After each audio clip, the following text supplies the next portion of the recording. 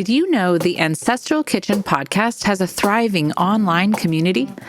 Patreon members love our private group discussion forum, away from the noise of mainstream social media. In this group, conversations brim with ideas, recipes, humor, and thoughtful discussion of member questions. There's a bonus exclusive podcast where Alison and I answer member questions and talk more informally about our kitchens and our lives. This private podcast also includes after-show tidbits with guests, everything we didn't dare say on the main feed, and all the extra stuff we couldn't fit into the primary episodes. There's a monthly live chat where we get together with members, and afterwards the recording goes up in the private podcast feed for members to listen in later. Come and be a part of a group that will befriend, encourage, and support you and your kitchen endeavors. We'd love to have you join us. Find all the details at ancestralkitchenpodcast.com. What does raw honey really mean? How do you know if your honey is truly raw? Is just the label enough? Are there different benefits to truly raw honey versus heated honey, even low heat temperature honey?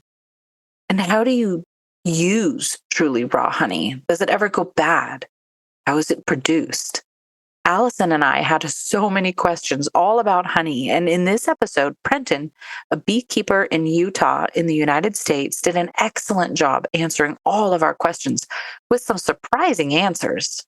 Join our Patreon to support the podcast and check out the 40-minute after show where Prenten and I went even deeper down some of the rabbit holes connected to beekeeping and raw honey. It was a wonderful visit. Alison and I both learned so much, and we are excited to share this episode with you.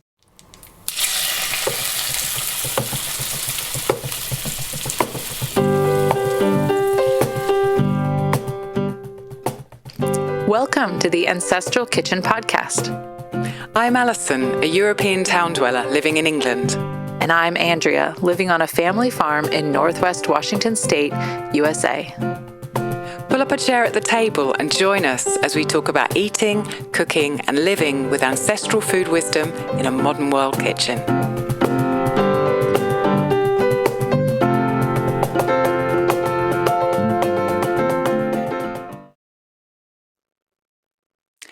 Welcome back to Ancestral Kitchen Podcast, and today we have a treat for you. We have a guest who a patron, hello Emily, told us about. So welcome to the podcast, Prenten. Thank you. Glad to be here. Emily, who told us about you, she met you, I think, at a market. She bought your honey, because that's what you make, and she loved your honey. And she said to both of us, you have to talk to this guy. He knows a lot about honey. He's got some really interesting things to say, and he says them really, really well. And so I contacted you to get you, hopefully, telling us all the things you know about honey. You are a fifth generation beekeeper, and You're at Beehive State Honey in Utah. And that fifth generation has been in your family all that time. Your great-great-great-grandfather started it. Is that right? That is correct, yes. And how many bees do you have? Well, about 60 million, if you want to count each individual bee. No, I don't. Of course we do. The way we were just loading up one of our trucks last night, and it was about half of them. So I said, well, that's about 30 million bees, not to put any pressure on the driver. He had never driven bees before, and so he's acting a little scared. But we just strap them down the best we can on these trucks. And, man, if it were OSHA, they'd probably all have their own individual seatbelts. But yeah. So the first question we ask all the guests that come onto the podcast is, what is the last thing you ate? Oh, well, actually, that would have been my hibernation clay. Tell us about that. So at night, before I go to bed, one of the ways to avoid eating junk food is to eat something sweet that's healthy. And what I've come up with is a peanut butter that is just raw ground peanut butter, no sugar, mixed with honey. So a 1-to-1 ratio of honey and peanut butter. And that just turns into like a Play-Doh. I keep it in a jar next to my nightstand, and I'll just eat it as much as I feel until whatever craving I have. And that gives me more protein. I find I sleep better with protein. Yeah. Yeah. So you have that just before bed? Yeah. Wow. Interesting. Yeah. Just roll it up in little balls and chew on it like a... Nice. Okay. There was one, before we start the main questions, I kind of pushed an extra question in, which is when we were emailing back and forth about this episode, you said at one point you weren't sure on the dates because the bees were going to California for the pollination. And Yes. I have read about that, in various articles online that happens, that people ship bees to California to do the pollination. But I've never met anyone who's been involved in it. Can you explain to me and the listeners what it is and what happens? Oh, yeah, absolutely. It's one of the largest migrations that take place in the United States on an annual basis. Thousands of beekeepers bring millions of colonies into California through the Great Basin, San Joaquin Valley, where all of these early spring nut trees and fruits are pollinated, all for grappling at contracts to try and get that money. You could say beekeepers are the last nomads of America, only it's built on the back of a rather synthetic system. So you have all of these orchards, and given just a natural exposure to wind or breeze, you would only get a few 100 pounds of almonds, say, versus 100,000 pounds of almonds. So it's definitely worth it to these farmers to pay beekeepers to come in, and we get paid up to $150 to $200 per colony. And depending on the contract, you may bring in 300-400 bees, or up to 1,000 bees or 2,000 bees. And that's just how the migration works. Now, most of these beekeepers coming in from either the North, Idaho, or the Dakotas, or Utah, versus Florida, Texas, they can bring with them different issues, but they also can be working off a different model. So a lot of these, say, nomad beekeepers are traveling from state to state to follow blooms and contracts and orchards, different crops, because that for them is the money. And I would say that's one area where we differ. I do bring my bees down to California to give them a good jump start in the spring. For about a month and a half, starting in February, we go down and put our bees into whatever the orchards that we contract. And actually, recently, we've been doing it through a new company called Beehive. It's very interesting. All of our hives are monitored. They all have this little chip inside of them. There is like a gateway box that sends signals to the nearest towers. It'll update you on how well your bees are doing, whether the queen is okay, what the numbers are in that hive, whether or not those colonies are being moved.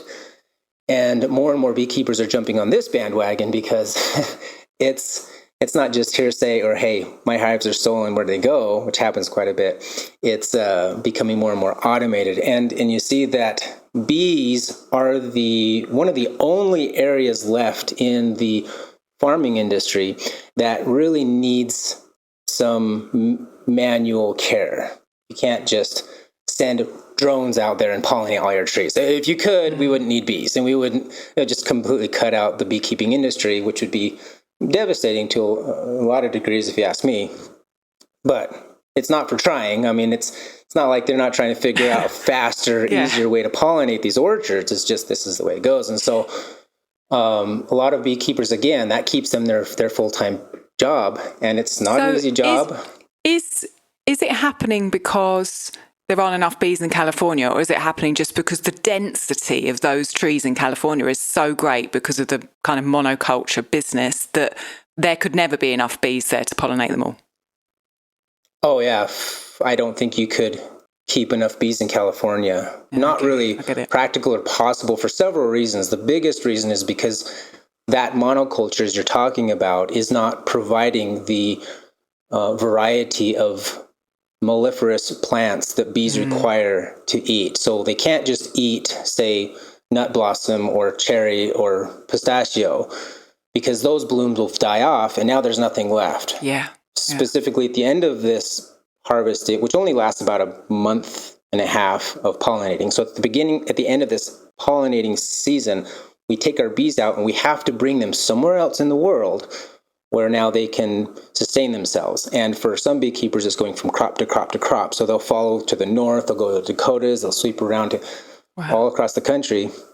But we choose to bring our bees back to Utah, disperse them out as far as they can, and then leave them alone so that they're collecting natural wild bloom and natural melliferous thumbprint of our geographical location. And I prefer that because that's what bees really need. They need that multiple, they're just like humans. You can't just eat one type of food. They're more omnivorous. They need to have the dandelions in the spring and the rabbit brush in the fall, and then every bloom in between to get the nutrient density in their diet so that they can stay healthy. Without that, if they're just on a monocrop all the time, they would die. They just wouldn't be able to thrive very well. I've got one more question about this process before I hand over to Andrea, and she's going to ask some stuff about your history, I think, which is, when did this start? Because if your family's been doing this for 5 generations, they haven't been doing shipping to California for 5 generations, I'm guessing. No, that's something that we've only been doing as a family for the last decade. Okay. Which has been a huge learning curve even for us, because you're shifting from keeping bees just in your backyard, as we did. Actually, my great-great-great-grandfather, who first began beekeeping, we'll probably get into this in a minute, he did it for his orchards, and he had hundreds of bee colonies in the 1800s, and he did it agriculturally more as a business. I think over the next few generations, it turned more into a culture, a hobby, and we just took it on as this skill, this trade that passed down from father to son. And so in the last 10 years, I kind of feel like I'm connecting back with my roots to get back into it as a business. Only we have a lot of things different today than existed back then. Yeah, of course. For sure. Wonderful. Thank you for answering. That was a curiosity of mine. Andrea, do you want to march ahead with the rest of the questions? Yeah, I want honey now. So can't just. Well, we haven't even got to that part yet. If you've been around ancestral food for very long, or listened to the podcast for just a few episodes, you know liver is a superfood, and Alison and I both love it. You're looking at a food packed with vitamins A, K, a broad spectrum of B vitamins, CoQ10, bioavailable iron, plus many essential minerals. Liver is your first stop when seeking to gain energy and restore your health. Not only is it a delicacy and staple of traditional diets, it's the first thing most animal predators go for when they're hunting. Are you looking for a good way to work liver into your daily life, but getting it on the table just isn't happening yet, or as much as you'd like? Or maybe, like I went through earlier this year, you're pregnant and you're pretty sick and not much food is staying down. This is where liver capsules come in. Alison and I are both supplementing our ancestral diets with liver capsules from One Earth Health. We get all the incredible benefits of liver, even when we're on the road, or preparing non-liver meals for our family, or we just can't get a hold of a liver, and the sourcing and preparation has all been handled for us. One Earth Health produces nutritious organ capsules from 100% grass-fed, New Zealand-raised cattle. Support the pod by purchasing through our link. You'll get 15% off your first order and 5% off subsequent orders. Go to ancestralkitchenpodcast.com/liver or check the show notes. Before we started, Prenten, you had told me that you have bees at the Young Living Lavender Farm too, which I thought was cool. Do those bees live there all the time, or do they come and go for the pollination? Well, fortunately, with the Young Living lavender farms, they have more than just lavender. They have many different crops throughout the year. Plus, the region supports more of just the wild bloom. I would say that because one colony can forage 8,000 acres around their hive, that even the Young Living lavender farms aren't big enough to sustain them. We just take advantage of any location we can to place bees around our geographical location. Excuse me. Young Living is one of 40 different locations we have around the state where we place our bees. And in this specific instance, we put them down there because it also helps them. So they love it. No, we have lots of Young Living users that listen, so they'll be happy to hear that. They can see your bees when they're out there this summer visiting. So Alison kind of alluded to the fact that this is the 5th generation thing for your family, which is amazing, keeping bees. And I don't know if you wanted to say a little bit about the family history side of it, because I think that's really awesome when a trade is passed down through a family like that. Oh, yeah, absolutely. It is something that I grew up doing with my father seasonally when we'd go get the honey.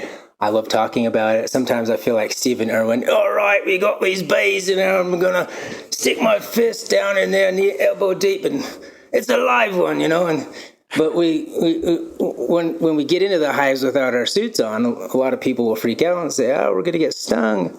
And I feel like one of the best things that came to me generationally was this lack of fear of bees. You can actually get into a colony and open up the hive, see the queen, and bees are flying around now, whereas they weren't before, hundreds of them all around you, but they're not trying to sting you, and you can get a sense of whether or not they are in a good mood or a bad mood.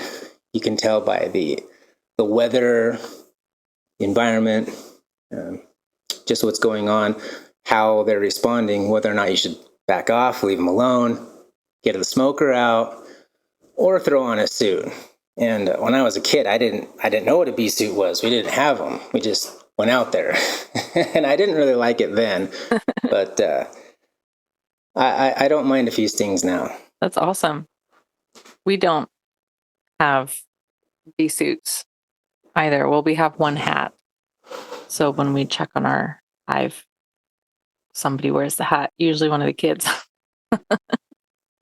But we just when you get into a commercial setting where you are getting into hundreds of colonies, it can become necessary to throw on a bee suit. I can imagine also if you're trying, like, we just have these 2 little hives that we can poke around at, right? But you actually have to go out and get something done.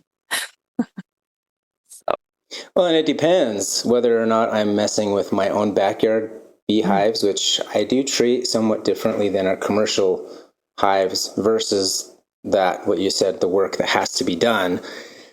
And that really involves just putting on the gloves, putting on the suit, and you kind of got to tick the bees off a little bit as carefully as you can, but you're going from box to box to box. And what happens isn't that you necessarily are causing the bees to be alarmed because of your presence. It's because you are exposing all of the bees to each other, and they sort of get each other alarmed and ticked off. And so we just end up putting on the suits because I can handle a few stings, but a few hundred stings, that's a bit much. Yeah, that could be much, yeah. I don't think we put this on the list, but I am curious, what kind of bees do you have, or do you have different kinds of bees? We mostly carry what they call the typical European honeybee. There's also the carniolans, which really we have in a mix. But I wouldn't say that we specifically keep one type of a bee, because there can be differences between bees that are cultivated more in the south versus the north. And I like to believe, or to feel like, we are cultivating more of a Utah breed, which means that as time goes by, year after year, the ones that aren't as adapted to our climate kind of die off, And then the ones that stay behind, we cultivate those, we divide those. And so after a decade or so, we end up more with what I call a northern Utah breed of bees. And so when I order more bees, if I have to order more bees from California or something, they just don't seem to do as well. I can't overwinter as many of those as well. But again, those die off. It's the survival of the fittest, and I think that's how most species evolve in an area over time. It's just important for the beekeeper to be mindful of that. And one point on this, a little segue here, is that most beekeepers who feel like they are supporting the industry, and so they go and they get themselves a box, they get them a hive, they order their bees. Those bees are coming directly from California from only a few suppliers. And what we're doing is we're reducing genetic diversity. And every beekeeper across the country all have bees that come from just a few queens. And so we actually are, it's like seeds. Yep. By continuing buying your seeds and planting the ones that they give you, we're losing a huge variety and diversity in genetics. Yep.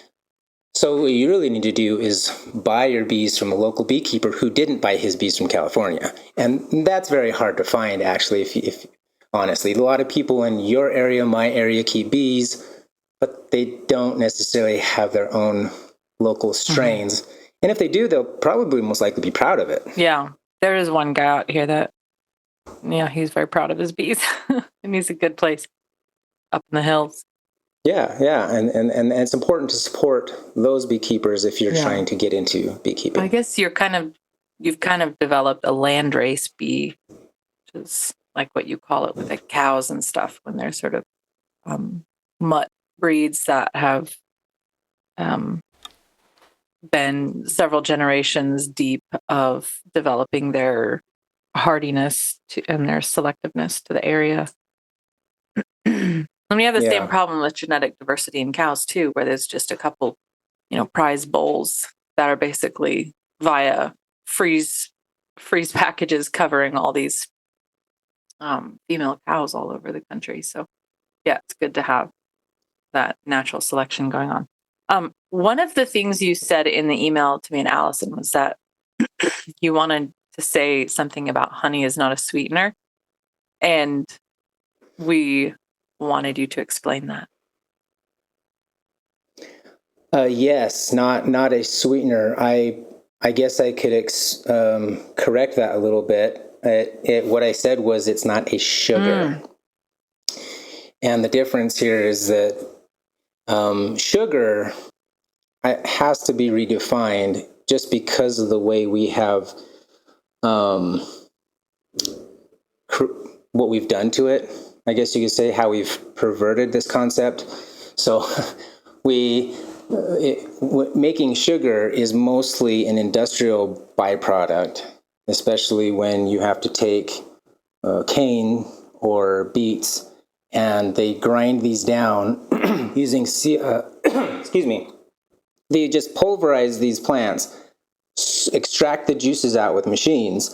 They mix them with lime, and then by putting CO2 into them, basically precipitate calcium carbonate out of it. It's like a chalk. And that's how you get your white powder. And even that is still kind of yellow.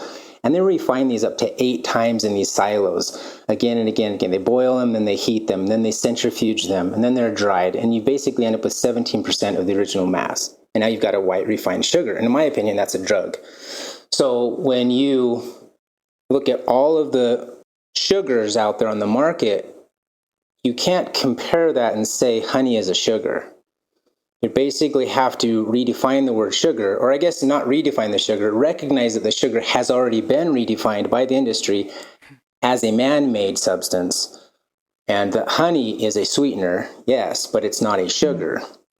It's a whole food. It's, by all intents and purposes, a pre-fermented food. It's pre-digested in the gut. It still contains all of its minerals, nutrients, phytonutrients, polyphenols, flavonoids, enzymes, and that right there makes it so different biologically in your gut, how it responds with your blood, how your body actually reacts to it, how your body is able to signal you to stop eating it, honey actually cannot be addictive. You can't be addicted to it, and you can't abuse it like you do sugars. And so for that reason, I'm very adamant, very strong about this opinion that honey is not a sugar, but it is a sweetener. And I would say it's probably the only whole food sweetener in the world still today. Wow. That makes sense. I was nodding really kind of vigorously when you said that sugar is a drug, and that just your description of the sugar process compared to what you'll describe, I think, hopefully for us in a minute, about how you extract the honey is just night and day. And I would even go into molasses and maple syrup and those kinds of molasses being a byproduct of the sugar industry, and maple syrup, which is supposed to be a healthy alternative, it's also boiled down till you get like 60 gallons boiled down into one. And really, is it a living food at that point? Does it have and enzymes aren't the only thing that are destroyed out of honey when it's processed. I guess we'll get into that in a little. But it also contains those probiotics like you would have in your whole cultured foods, your fermented foods. So really, how is it different than a fermented food, other than it hasn't been eaten up by those bacteria yet? It's really an incredible substance when you look at it as a prepared food for not us, but for the bee itself. Why are they preparing it the way they do? They obviously aren't doing it because they are subcontracted by Walmart or food wholesalers. They're doing it because they're trying to feed themselves, and they prepare it like, I call it a mother's milk. But anyway, yeah. So if you're saying that, honey's a whole food, and I heartily agree with what you're saying, how do you want people to be using honey? Well, for one, not like a condiment. I can't tell you how often it's people say, oh yeah, I got my toast or I got my tea and I'm going to put little honey in there, like they're putting ketchup or mustard on their hot dog. It's not recognized as a food enough. There are a few books out there. One is called The Honey Revolution by Ron Fessenden. He's a MD, MPH, who wrote this, Restoring the Health of Future Generations. He has a revised, updated edition as well that really talks about honey being a whole food, but also a food that you could sustain yourself on for quite a while, and then exploring the realm of what honey does to you if, say, you were to eat it as though it were a food. So it were to become a large portion of your diet, say, and I'm not saying you would have a whole meal with honey, but you would increase the intake 2 to 5 tablespoons a day.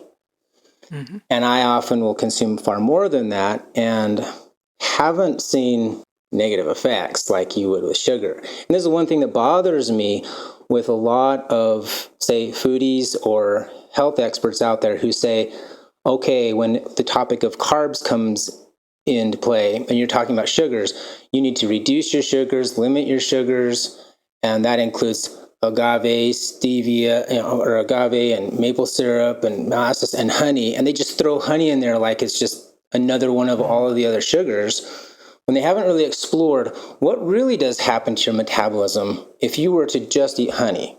Would you be obese? Would there be obese people out there? Would there be people who are having difficulty sleeping or having other chronic issues? I argue that honey is the only sweetener that diabetics should be consuming. That is, when they need it, and in appropriate proportions. It doesn't cause the metabolic stress cycle. It doesn't cause those insulin responses. It doesn't cause insulin resistance the same way.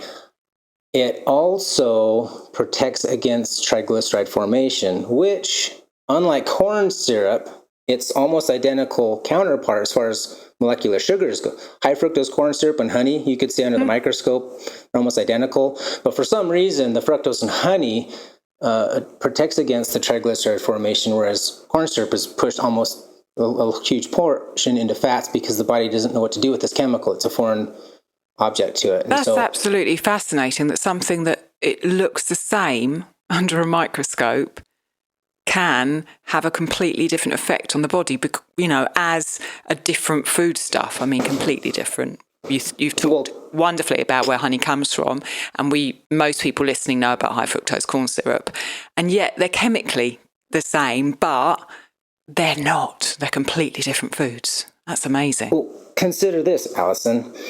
Scientists don't know why yet.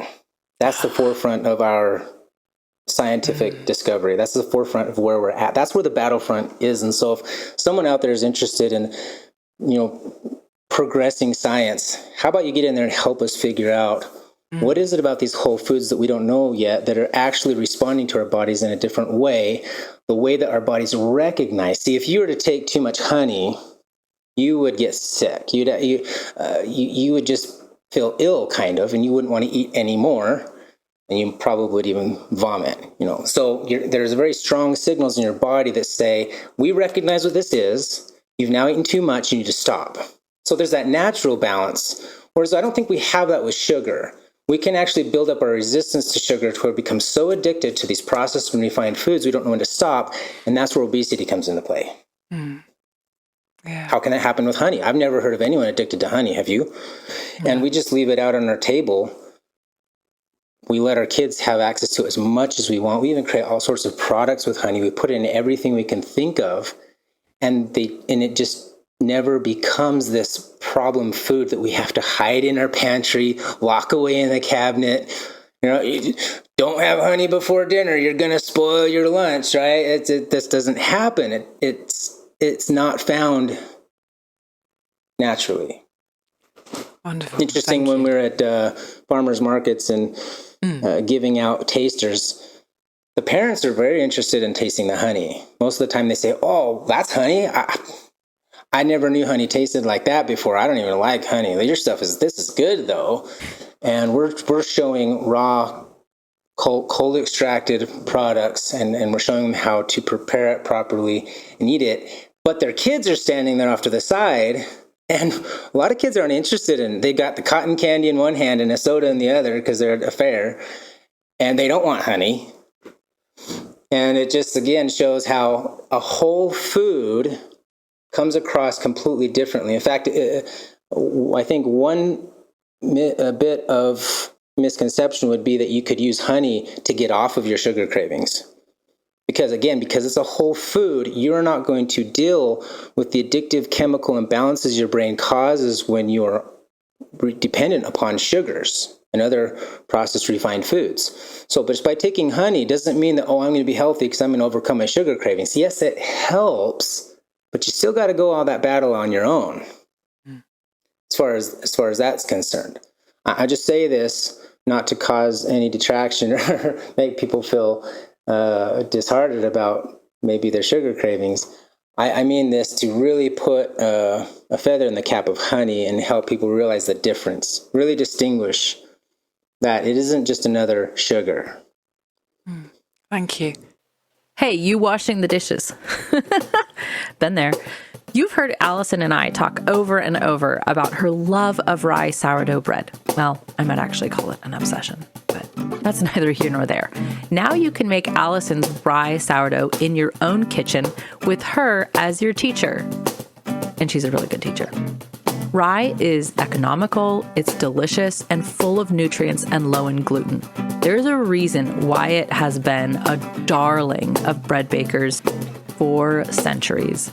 Make it into sourdough, as Alison will show you in her course, Rye Sourdough Bread, Mastering the Basics. And you've got an amazing, tasty, and nutritious staple in your kitchen.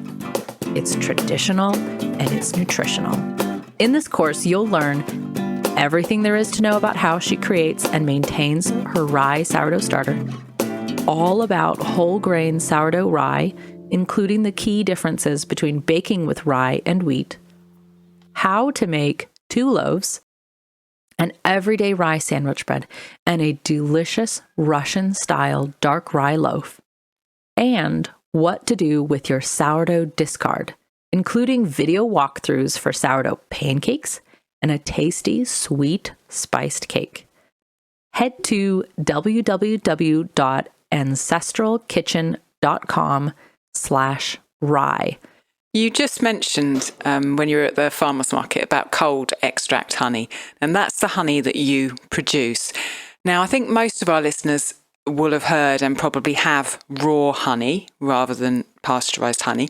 Can you explain the difference between just raw honey and cold extract honey? What is it that is? Absolutely. This difference between raw honey and cold extract honey is something that I think has become a dialogue for us for the last decade, mostly because cold extract honey is not a term that was used or is readily used or widely used. And I think that's because most don't understand what that is or what the difference is. At the surface, or at first, I'd say the biggest difference comes down to human integrity or the standards that create raw. And we've seen this in the industry with words like natural or whole or 100%, that those terms are often abused and doesn't give the consumer a lot of confidence as to what they're getting. And unfortunately, when it comes to raw, there have been so many variations in the standard that it's really wide, vague, and well, I could say, just to ask you, for example, because I don't want to spoil the pot here. When you hear raw honey, you're buying a jar of raw honey, what do you expect? Like, what do you think you're getting? I would say that it certainly has not been pasteurized, and you're unveiling my kind of ignorance here, but I would expect that it hasn't been heated. Okay, to what degree? Yeah, well, I know that the temperature in we do centigrade over here because I'm in Europe, so 41 degrees centigrade is the temperature at which enzymes start to denature. I can't remember what it is in F. I think it's like 114 or something. 105? I think it's around there, yeah. I would expect that it hasn't been heated above that 41C, which is the temperature at which enzymes start to degrade. Would it surprise you then if honey that is 46 degrees centigrade would be still sold as raw? Yeah. I wouldn't feel very happy about having that as a product in my Granted, house. a lot of your backyard beekeepers aren't heating it that high, but I have catalogs where different companies sell their raw honey versus their processed honey. And their raw honey is more expensive, and it's sold as a healthier choice because it's raw and it contains all of its enzymes and all of its pollen and all of its particulates, but that it hasn't been, by their disclaimers, heated to over that 46 degrees Celsius or 115 degrees fair standard. And I've even seen honey is heated as high as 120 Fahrenheit and sold as raw.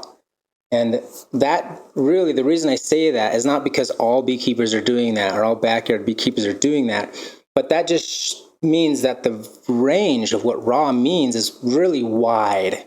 And that also means that honey, once it's heated to those degrees of 110, 115 Fahrenheit or 46 degrees centigrade, can be more easily passed through filters that keep honey liquid. And really what I want to point at is this idea that honey is trying to be sold, not by the consumer, but by the producer, sold as a liquid, sold as translucent. And there's really your big problem. I don't know if we talk about that now or later, but for just talking about the difference between raw and cold extracted, I could tell that it wasn't really a standard that was helping us, because I'm trying to put a lot of energy and resources into keeping our honey as raw and as unheated and as untampered with as possible. And I'm going neck and neck with other beekeepers who just don't care about that and who are just trying to sell their honey. And I feel like what people aren't recognizing what it is I'm selling and the time that we're putting into it. And granted, it does take a lot of extra time, because when you're extracting a few bees or a few colonies of bees, a few hives, you're going to get a couple 100 pounds. But when you're extracting hundreds of colonies, even a couple thousand colonies, you're going to be getting 30, 60, 100,000 pounds of honey. How do you process that volume? You need a commercial operation.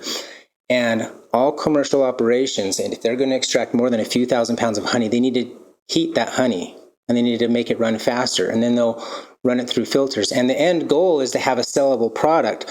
So what the packagers do is they will put it in a state so that it stays liquid. And in order to do this, you really have to ruin the honey. Now, your backyard beekeepers are going to say, hey, wait, foul, that's not cool. I don't do that. I sell raw honey. And I don't doubt that they do. Here's the thing. Cold extracted honey is raw, and it's the rawest form you can get. But all raw honey is not necessarily cold extract. And what happens, and I can attest to this because I grew up eating honey straight from the comb. I don't know if you ever taken your finger and scraped it through comb and stuck it in your mouth. My granddad gave me that when I was a kid. Do you still remember that? Yeah, I do.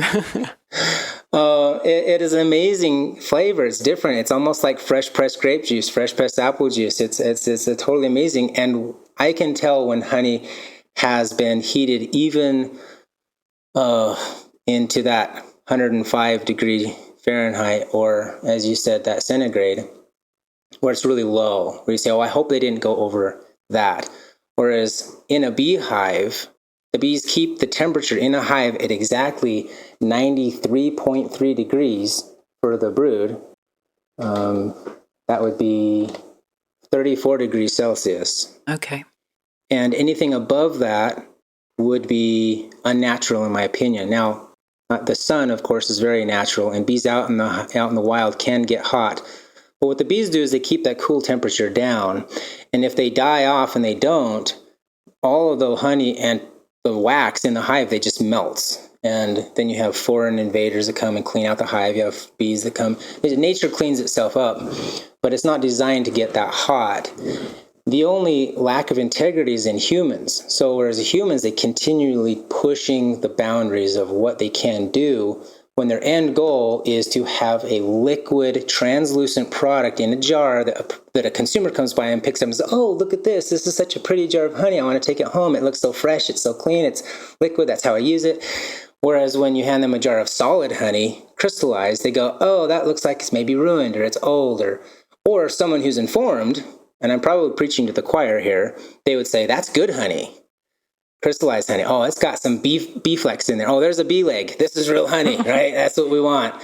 And that's kind of what we do, only I don't sell liquid honey. Even the first year, I intentionally push it into a solid state, a creamed state, to lock those sugars together. And in the sugars, you have two reduced sugars that the bees create. One is glucose and fructose, and the way that those bind together actually are able to lock those flavors away for a while. So I've actually been learning over time, slowly, some things that actually cause us to produce our honey or package it opposite of most. So even when I go to farmers markets and I'm meeting and talking to other beekeepers, they don't really know or understand the difference between warming your honey, and this is probably the biggest mistake the beekeeper, even my great-grandfather, made this mistake. They would say, when your honey is solid, stick it on the stove, warm it up, liquefy it, and then it's good to use. Well, that's a mistake. That's actually something we shouldn't be giving as advice. We should be telling people how to use honey without liquefying it. And actually, I put this portion on my blog. There is a recipe section at beehivestatehoney.com. In the recipe section, there's the why buy cold extract honey, how to use cold extract honey, and then there's a section for her recipes. And in the how-to, I show how I have never heated my honey to get it liquid so that I can spread it on my toast or put it in my drinks or use it in my recipes. I only ever will turn it on a stone, kind of like soft serve ice cream, where I mash it back to a whipped, very liquid state. Because honey doesn't go hard because it dehydrated. Because it's a super saturated sugar, it pushes itself into a solid form. All you need to do is break those sugars, those chains down, and you have it liquid again. And so my honey, before it even goes to the market, has been pushed into this state. And what I've discovered is that when it is then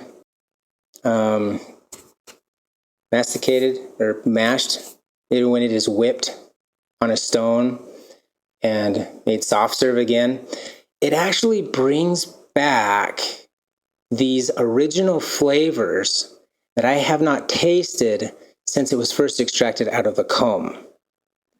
This is very good and exciting news that maybe some people recognize, because the first thing to disappear when you bottle honey are some of those very high notes, those flavonoids that are original to a fresh harvest, and they can disappear within days and weeks. So when you now take that honey and you use it, it just doesn't taste the same as when it first came out of the hive. But when I take the honey and as quickly as possible, I'll push it kind of into a cream state, and I lock those together, and I make the honey more opaque rather than translucent. And then I put it in a cool room so that it crystallizes as quickly as possible. It preserves those flavors. And that is why when Emily grabbed my jar of honey and she ate it and she says, wow, and she was tasting that, what she was tasting was a more original flavor where there was more preservation, where the honey was locked away in its earlier state. And so this is why cold extract is a superior form of raw, in that it's just not being left to degrade, and it's not being left in a form that consumers are going to expect to buy, such as a liquid, translucent state, beautiful amber color, because honey, like people, varies in personality. So, I mean, even in our operation, with our geographical thumbprint, or melliferous thumbprint, because of the bloom in our area, we put that, it still will vary, but we also go for multifloral versus any one type.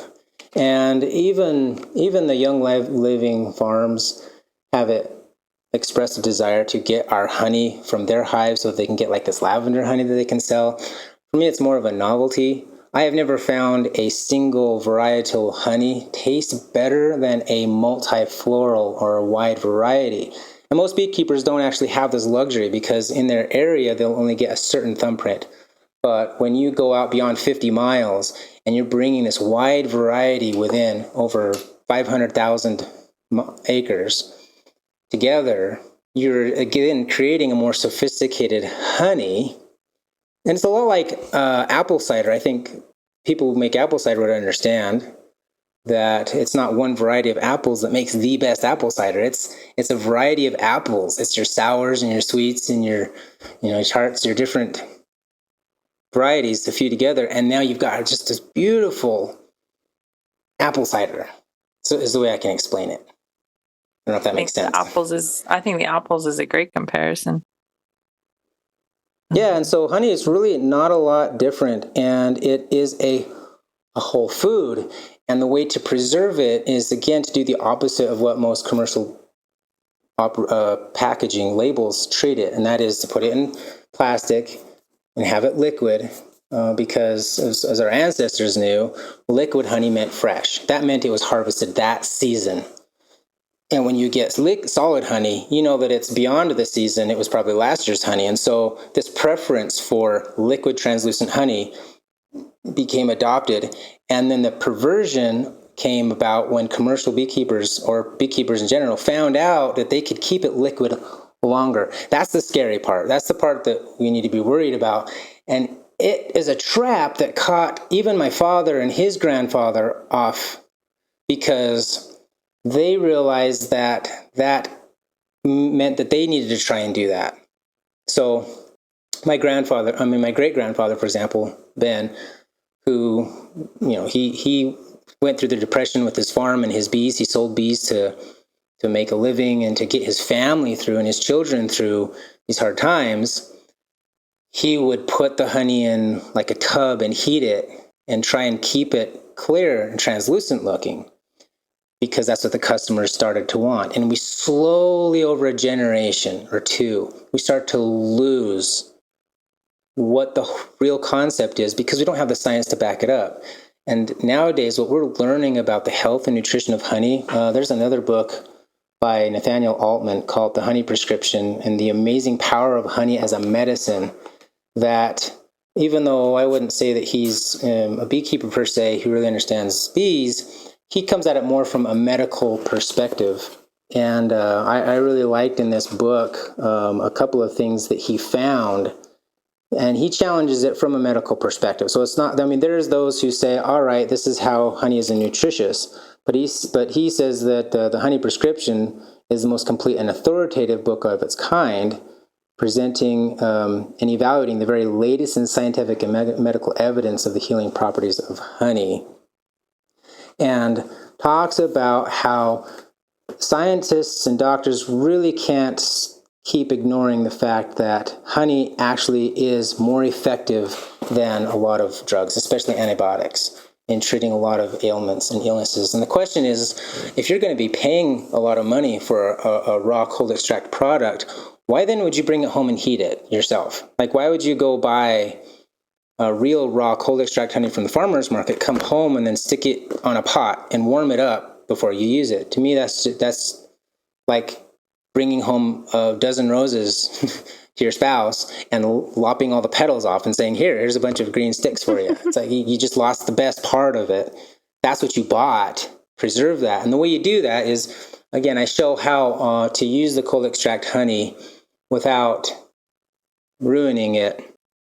And I've been doing that for a decade or for longer. I've never heated honey. Found that it was not necessary, and just discovered a lot of cool ways to use it. And so that is really the perception I think I would hope would change across the industry. If you're expecting to buy that, more beekeepers would produce it. And one of the biggest competitions that we have is that most of our honey is foreign import. And I think I'm again preaching to the choir here when I'm saying that we have this difference in product that needs to be recognized. It says that we as a nation only produce 35% of our annual consumption need as a nation. Gosh. What are we doing with our local honey products that we want to sell? Like, what is the beekeeper doing?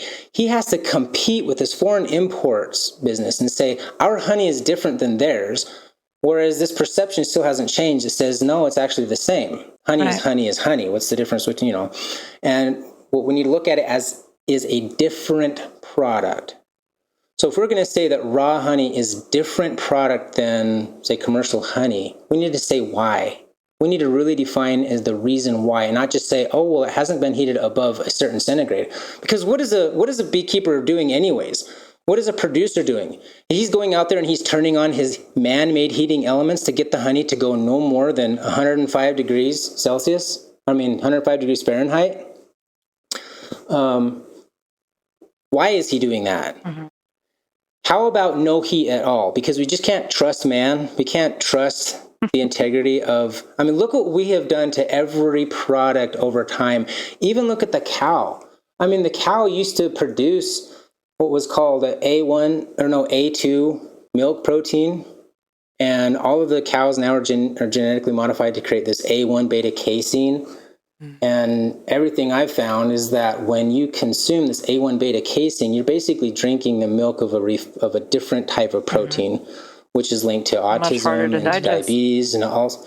Yeah, it's not real, it's not natural. And so what we need to do is say, define milk as not just raw, define it as the actual cow. And the same thing with honey. Don't just define honey as raw, but what does that mean? Yeah. That really means that man doesn't touch it. If bees perfected it, if they stick it in their wax cells, we should be putting it in acid-proof containers as well. Mm-hmm.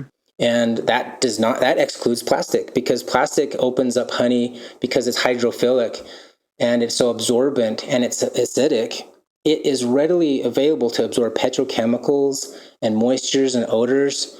And it loses, and it's continually going through. This is another reason why I push it into a solid state, because it arrests the natural organic chemical processes that are continuing to break down honey, which really, they say honey has an indefinite shelf life, and that is correct. if you store it properly. Now, bees have acid-proof containers. That's wax. They put it in the wax, and then they can feed it. And I wouldn't even begin to get into why honey is a mother's milk to the bees, because the summer bee and the winter bee, I mean, a winter bee getting through the winter is quite an ordeal. You're talking about a bee that's in the dark for 3 to 6 months, depending on the climate that they're in. They're not going to see the sun. They're not going to see a blooming flower. They're going to live and die having never known what a flower is.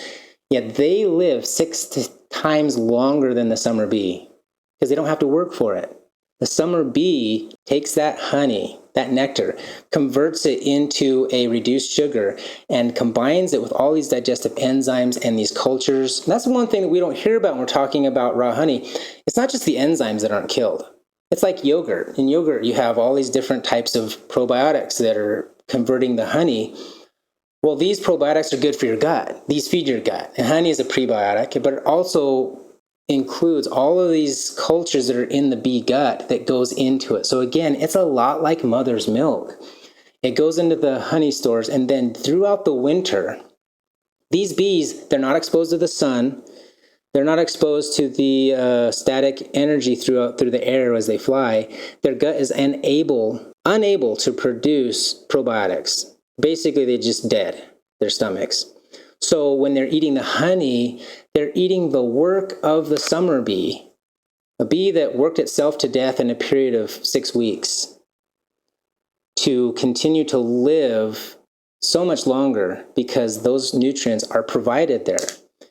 And if the bees have perfected this mother's milk, this nutrient, this whole food, which is being recognized more and more for its nutritional health benefits, what are we doing altering it in even the slightest degree? And just taking it out of the hive, as far as I've discovered in the last several years, and putting it in a jar is not good enough. You actually need to push it into a state that separates the glucose from the fructose, because fructose, is a pentose sugar. It doesn't crystallize, and it can turn dark, and then it creates what's called sugaring. I don't know if you've ever had honey where it just heavily granulated. Mm-hmm. It's like you're eating sand. I have. Mm. This is a bad process. You want to not let this happen. And the reason it happens is because you have it's like a fraternity club. You have a school, you got all these kids, and the boys get together and the girls get together, and they create these larger groups. What you need to do is you need to push them together so that the glucose creates these shallow net chains around and keep the fructose from being able to interact with each other. This creates a very smooth, creamy honey, and it locks away again all of those polyphenols and flavonoids and those nutrients and all of the enzymes and the digestive cultures are unable to also continue their chemical breakdowns. When the honey is fermented from nectar, which is largely a lot like maple syrup, it has to be reduced because nectar coming out of a flower is mostly water. The bees do that naturally. They digest it, they fan it with their wings, they're passing it back and forth between each other, they're churning it with all of these enzymes, and as it breaks down, it is fermenting in a way, and one of the byproducts is glucose oxidase. Glucose oxidase is really where honey gets its medicinal power, the healing benefits, such as like you put it on your own wound, and it generates a small amount of hydrogen peroxide. And that it kills the bacteria, and it's almost like a fake skin, and it causes the wounds to heal so much better. If nature, again, is creating these things into the honey, why are we altering it even the slightest degree? And so I don't really agree with the standards of raw unless raw means not heating it at all. Yeah. And why are beekeepers heating it? It's to process it. And your backyard beekeepers aren't doing this because they don't have the equipment to, but they are still maybe sticking it in a hot shed. I've seen that done. They'll put it in a hot shed for the honey to hit up to like 90 degrees, and then it'll whip out easier. Or they'll use these hot knives to cut the cappings off, and this will create those burnt sugars a tiny bit. But again, that's not really where the perversion comes in. It comes in when we're trying to create a pleasing product to sell. And if we're sticking it in our basement, I've had people come by our farm with a bucket of honey and say, "Hey, can I give you this? It's ruined." And I look at it and say, "What's ruined about it?" "Well, it went solid, and I don't know anything about it, and it came from my grandparents' house." And I just say, "Well, it's still edible. I mean, it's still good. And like, oh, really? I didn't know. So I realized that there's a huge disconnect between what real good honey is and what raw. Again, I'm preaching to the choir here, but I actually would be interested in knowing more about what some of the listeners would argue about raw honey, or what they would think about it, because the discussion can vary based off of what people do. And most people say, yeah, I get honey from my neighbor and he's a beekeeper and he doesn't heat it. Well, that's great. If he's doing that, he's not heating it, and he's putting it in acid-proof containers, such as glass, and the Egyptians, they put it in plaster, these ceramic pots, which is also acid-proof. And they found this honey thousands of years later, still edible. I had heard about this, and so I went and I did my research to figure out if it truly was edible. And yeah, there were these specific excavations. They found jars of honey, opened it up, and you could dip right into it and eat it, and it's still preserved. Yeah. 1,000 years later. Fantastic. So I know that we're doing that with our honey in the jar, and it's different than many of the products on the market that are labeled raw. I think that is going to be really great for our listeners to be able to understand your explanation of, because, well, our audience loves a book, and you already dropped a couple titles, so put those in the show notes.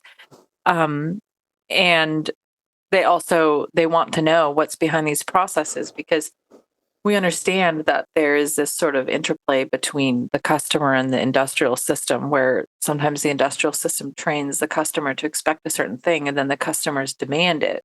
And then other processors, as you indicated, have to try and match that standard, or think they do, or they have to spend the first 20 years of their career educating their local audience on why their product is worthy of consideration. So it's good that you've made the delineations between, raw and cold extract, because that is something that we wanted to understand.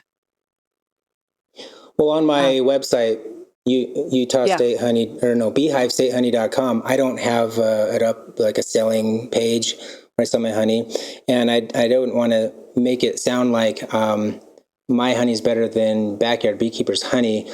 What I'm really would say is that it's important that we distinguish this, because it would interrupt the market. Yeah.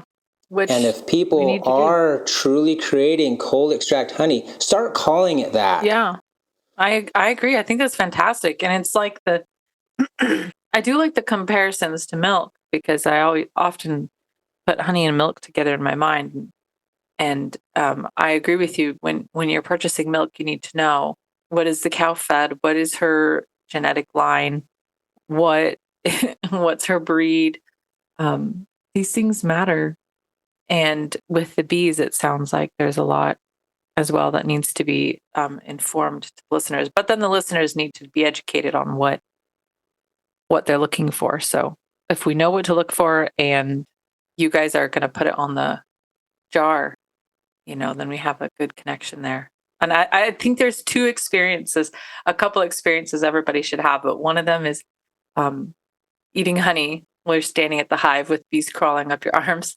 And another one is taking a cup out and milking the cow into the cup and drinking it while you're sitting on the ground next to her. I think those are two really good experiences. Absolutely. That can't be replicated. Yes. Could I ask a follow-up? We have goats. Yeah. Could I ask a follow-up question on everything you said? You answered my question about harvesting and packaging it differently and all of that. So I went to your website and I looked at your recipes, and you did have that, the clay that you talked about is on there. If somebody... Hibernation clay. Yeah. And you had other good recipes too. So could you, when you say, somebody should eat so much honey per day, do you just mean with a spoon? Do you mean in the recipe? Or can you tell us some of the, as you called it, reckless abandon ways that you use honey? Yes, absolutely. And whether or not it's by spoon or in recipes, it doesn't matter. But when you take it in the day could matter. Oh, really? For some people, if they took it in the evening, it could keep them awake. Wow. Whereas when I mix it with a hibernation clay, for me, I get a different response. Also, the way I mostly use it with reckless abandon, I guess, is in recipes. I use honey specifically and only to make my kombucha. So I'll do 5 gallons at a time. And by the time I'm done with my brew, I have used 5, 6, 10 cups of honey. And I will use that for the second brew stage. We use honey to just pour it all over our drop biscuits instead of baking it into the bread, we'll bake the bread. And then when the bread comes out, you put it on the bread and it just gets absorbed into the bread. And you can eat it on Ritz crackers. That's one of the favorites. And Ritz crackers are not necessarily a healthy, wholesome cookie, but it's a good gateway for a lot of people. Yeah. And the hibernation clay I use Adam's peanut butter, but you can make your own peanut butter by just grinding the peanuts, no sugar. You don't want the kind of brand that have sugar in it. It's just got to be straight peanuts and put the honey in there. Yeah. Another one I call cremelli, which is just yogurt and honey. I think that's like the original food of the gods. If you're going to go back to looking at land of milk and honey, you have these foods that are processed by digestive cultures, and you can make honey butter. You can make fermented honey cranberry sauces. I'm just kind of going over a lot of these, but my favorites are the drinks. And me in the spring, when I take my parsley and I make a sweet parsley drink, a recipe that I have on there, or a honey aid, one I call grater aid, because it's grater. It's got real sea salt in it and honey. And then you can get like a morning tonics where you actually put some olive oil in the drink with it and help with the gut and help with your energy. Just a lot of them. And I think that I go overboard with the honey that I consume sometimes. And I think, well, how many cups of honey did I eat today? Oh my gosh. And it's not causing me to have any known side effects that I know of. I mean, it doesn't, again, I challenge anyone to try and become obese by eating too much honey. Right? Is it going to happen? Not possible. You have to have an actual biological chemical change. One of the things that is linked to obesity is the lack of gut cultures. In fact, even the suspicion is that there was a time in childhood when the gut flora was completely wiped out, especially some of these key digestive cultures like the lactobacillus is supposed to be in our gut is gone. And so what the body ends up doing is creating, it just goes in a different direction, and then they have problems with weight gain their whole life. So I wouldn't even say that it's all genetic. It's really specifically linked to these microbes, which again, I think I'm preaching to the choir here with your listeners and your podcasts, where you're talking about ancestral types of foods. And every single one of these topics can tie into one of the 4 areas in the cycle. That is that you grow food, and food has to grow in soils with living microbes, soils teeming with microbes and beneficial bacteria, fungus, even all of the living organisms. That's what really creates good soil. And you're growing with the bacteria and the archaea, which is a different type of bacteria, fungus, algae, protozoa, nematodes, arthropods, earthworms. And then we take that food and we eat it, and that food goes through our digestive system that's full of probiotics and digestive cultures. Now, these are anaerobic mostly, but you got your lactobacillus, your bifidobacteria, all of different strains. And then there's the compost part. We don't really talk about that, which there's another book called The Humanure Handbook by Joseph Jenkins. Fascinating, absolutely. I mean, that's just one thing that's gripped me lately is looking at this culture that we've gotten into where we dispose all of our waste down a waterborne septic system. And we completely lose the idea that there are microbes that eat that and compost it. And again, not a topic that you probably want to bring onto the show for your listeners. But needless to say, it's bacteria that, again, returns it to soil microbes that then go and feed the soil. And that's a closed loop system. Today we have a broken system.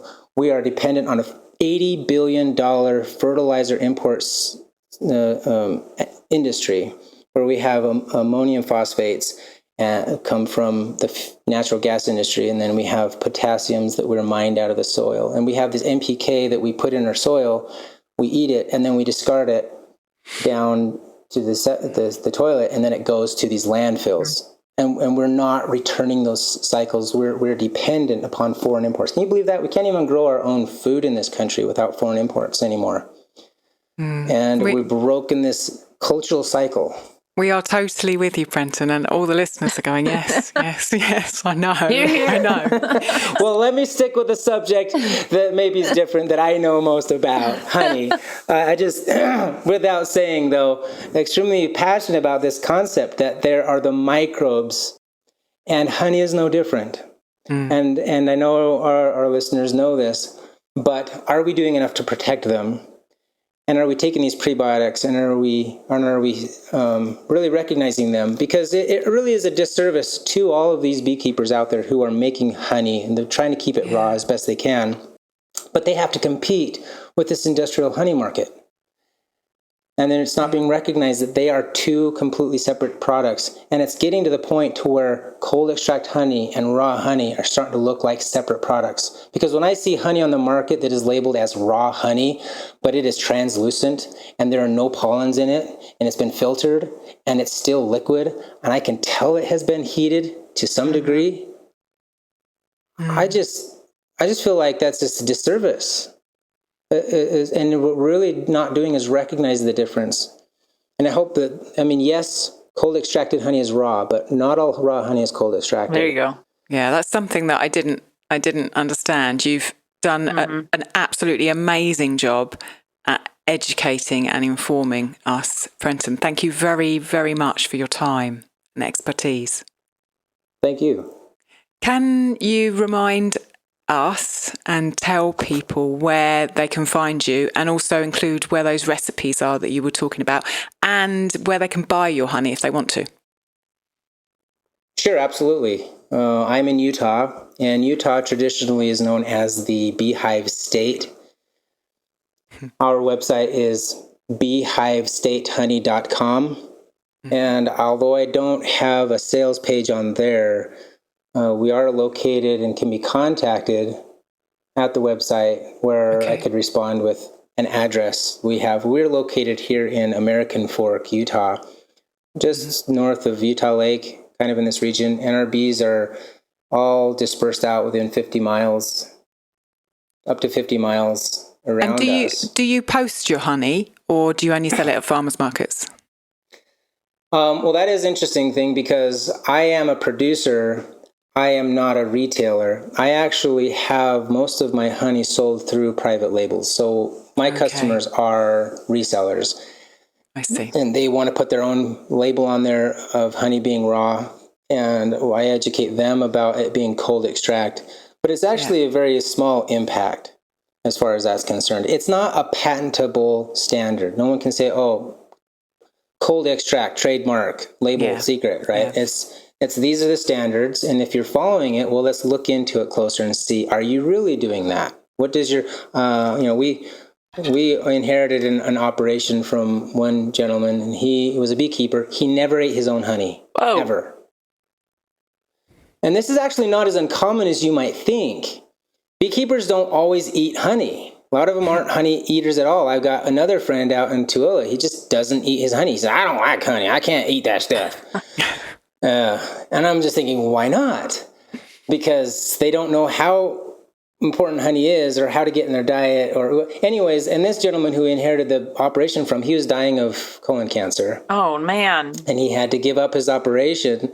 And when I went back there and I looked in his shed, he had honey running through water heaters and then into these baffles where they were wrapped with heat tape. And he was selling it as raw local honey. And again, I see this disconnect, and it really is, and I have to say this because my ancestors did the same thing, and every time I talk to beekeepers, I'm seeing some kind of a disconnect because even beekeepers don't really know. And that's really hard to say because who is the expert? It should be the beekeeper on what quality honey should look like, but it's really not there the way it should be. So I would say this is revolutionary to a degree. And if you're not hearing cold extract being used to define honey out there widely, it's really because it's up to us to start defining it that way. And to distinguish, say, oh, hey, is this cold extract honey? And the beekeeper might be like, well, it's raw. Yeah, but it's a cold extract. Well, I don't know what that means. Wow. Might be but now backwards. everyone who's listening to the podcast does, so they can ask that question. Yes, which is I know they'll be asking. We have a Discord forum where the patrons talk, and I know that it's going to be lighting up with, okay, I'm asking this person at my farmer's market, and I'll be interested to see what feedback we get from the patrons about what they find. If they can contact me, they can come and get honey from me, and I supply it a lot of times to private individuals, off the side friends and family especially.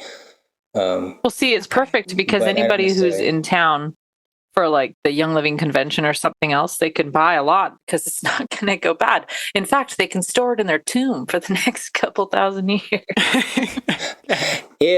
And the other part of that is the storage, and you can leave it on the dash of your car, and you're not going to have cold extract honey at the end of the season. Yeah. But if you keep it ideally at 55 degrees, which is geothermal temperatures, ironically. Think about that for a while. Oh. That is the ideal temperature for both pushing honey into a cold extract state quickly after extracting it and then preserving it for the eons to come. Thank you. Sounds like a tomb to me. Well, it actually is, Perfect root cellar. That's tomb. I want to say, Prenten, thank you again. I'm so glad that Emily put us in contact because you've shared some really important information. So just thank you for everything that you do and everything you're trying to get out there, and for spending an hour with us talking about it. Well, maybe next time we can talk about humanure and gardening. Oh, yeah. That is actually something I'm sure our audience would actually love. They'd be into that. Yeah. Wonderful. Thank you again, Prenten. Thank you. Thank you. Bye. Bye. If you'd like to support the podcast, you can join as a patron. Choose from various levels starting at $5. You can see what we offer at ancestralkitchenpodcast.com. While you're there, check out our favourite books, supplements and kitchenware, or give a one-time donation. Leave us a 5-star review on Apple Podcasts. And if you know someone who would love our show, tell them about us. You are helping to bring ancestral food wisdom into modern kitchens, changing the world one plate at a time.